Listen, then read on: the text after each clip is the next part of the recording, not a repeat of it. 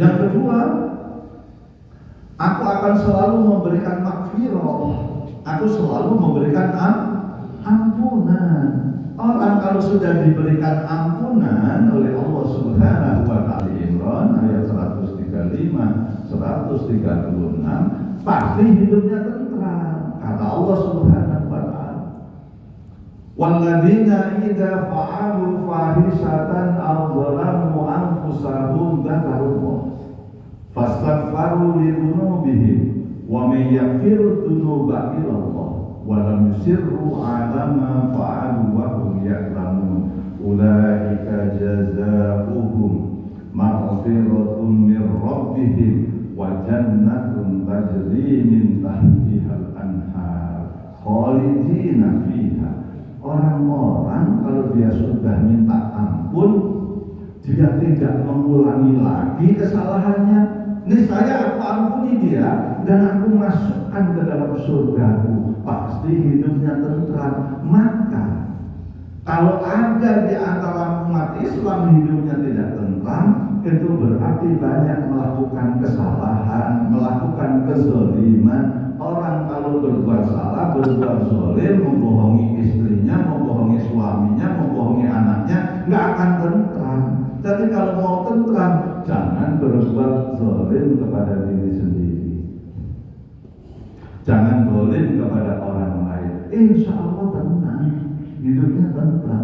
Kalau sudah tentram, istirahat mudah, bangun sebelum subuh mudah, segar, sehat, pikiran tenang, kerja senang. Wah, sudah ya, makan pasti nambah terus walaupun lauknya kerupuk, makan nambah terus. Yang penting di sebelah kerupuknya ada kepala kakak.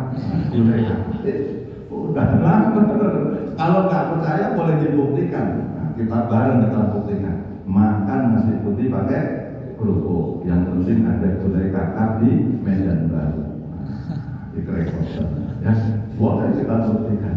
Nah, jadi dapat maghfirah. Jaminan berikutnya masih di sini. Orang kalau imannya istiqomah dan benar, sebab kata Allah, Bapak Ibu hati-hati, ada orang yang imannya pura-pura. Itu yang bilang Allah, bukan saya. Nah, ada di mana? Ada di sini.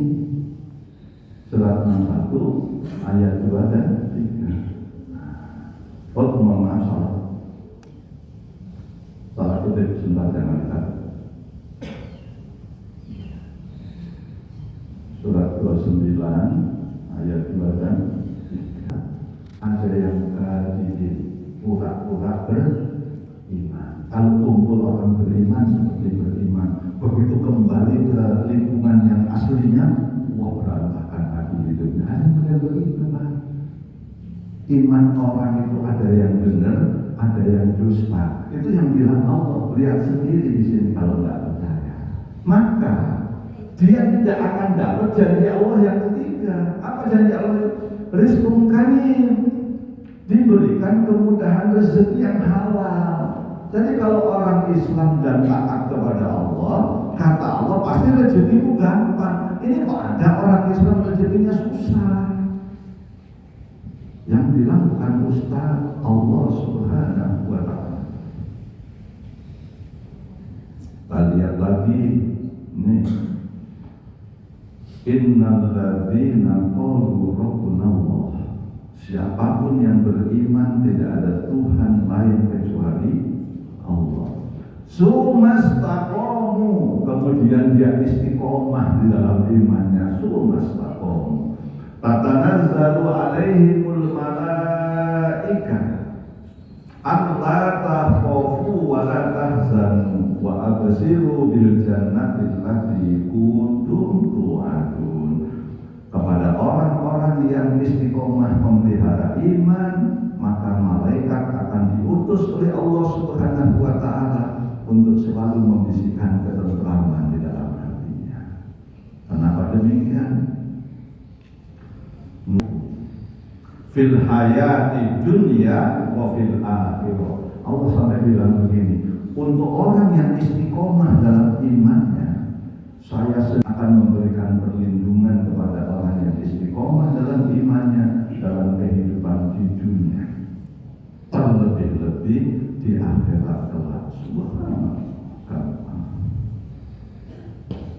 Kalau mau terang berikutnya, ridho, ikhlas dengan ketetapan Allah. Bagaimana kita, bukan cuma Bapak Ibu, kita termasuk saya, meyakini bahwa ketetapan Allah adalah ketetapan yang terbaik. Meskipun kadang-kadang tidak sesuai dengan harapan kita, tapi keputusan Allah pasti yang terbaik. Syaratnya sudah melewati proses yang benar. Apa itu prosesnya? Prosesnya, kalau mau dijadikan 4, kita lihat bisa enggak? 1, jadi nanti walaupun tidak sesuai dengan harapan, harus ikhlas, karena itu pasti yang terbaik dari Allah Subhanahu wa Ta'ala. Syaratnya, lihat prosesnya. 1 Surat 13 ayat 11. Innallaha la yughayyiru ma biqaumin hatta yughayyiru ma bi anfusihim. Semuanya kita saya kira sudah tahu dan sudah menyadari dan meyakini bahwa Allah Subhanahu wa Ta'ala tidak pernah mengubah nasib orang kecuali kita sendiri yang mengubahnya. Yakin itu kita? Yakin. Kalau sudah yakin kata Allah untuk menentukan hidup kita, ini hanya berlaku bagi orang yang praktek, Pak ya. Kalau nggak praktek nggak akan dapat. Yang kedua, 94 ayat 7, praktekkan tuh alam nasroh al-insyirah. Apa? Kalau ingin nasib kita baik kata Allah, ini teguran kepada Rasulullah SAW, wahai Muhammad, kalau kamu selesai dengan satu pekerjaan, kamu sudah selesai dengan urusanmu, maka bersegeralah menyelesaikan urusan yang lain dengan sungguh-sungguh. Maka orang Islam tidak boleh banyak ngobrolnya, nggak boleh termenungnya, mikir aja, tapi nggak mengerjakan sesuatu.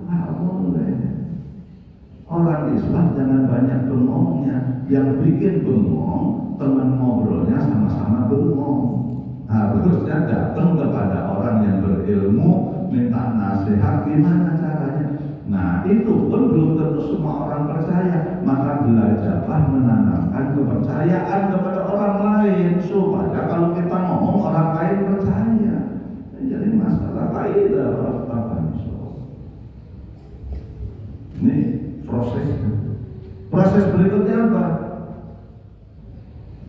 Akan harapanmu kepada Allah Subhanahu wa Ta'ala, banyak berdoa. Pertanyaan saya, banyak orang selesai sholat tidak sabar untuk berzikir dan berdoa kepada Allah Subhanahu wa Ta'ala.